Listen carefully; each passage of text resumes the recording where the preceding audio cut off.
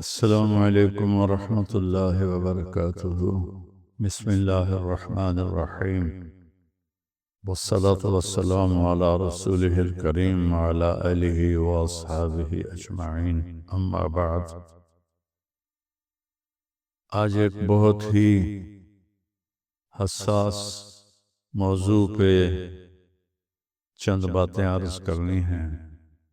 میں تو ملائیشیا میں تھا، تو میرے چھوٹے بھائی ڈاکٹر طاہر کمال نے مجھے ایک ویڈیو بھیجی جس میں ایک قاری نے بچے کو اتنا مارا کہ وہ انتقال کر گیا، بلکہ شہید ہو گیا۔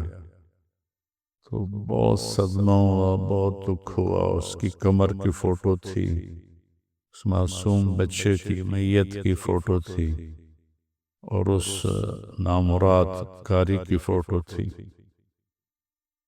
تو میں پرسوں واپس آیا ہوں ملائیشیا سے، تو میرے جی میں آیا کہ میں اس پر کچھ بات کروں۔ نہ یہ دین کا طریقہ ہے، نہ یہ اسلام ہے، نہ یہ اسلام کی خدمت ہے، نہ ہی میرے نبی نے یہ بتایا ہے۔ یہ ہمارے بر صغیر کی لعنت ہے کہ قاریوں کو کھلی چھٹی ہے، سوائے چند مدارس کے جہاں سختی سے ان کو پابند کیا جاتا ہے کہ وہ بچوں کو مارے نہیں۔ اس میں اللہ کا فضل ہے، میرا مدرسہ بھی ہے اور اس کی ساری شاخیں بھی ہیں کہ ہمارے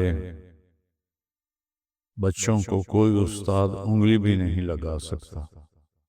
یہ محبت کا دین ہے، محبت سے پڑھایا جاتا ہے۔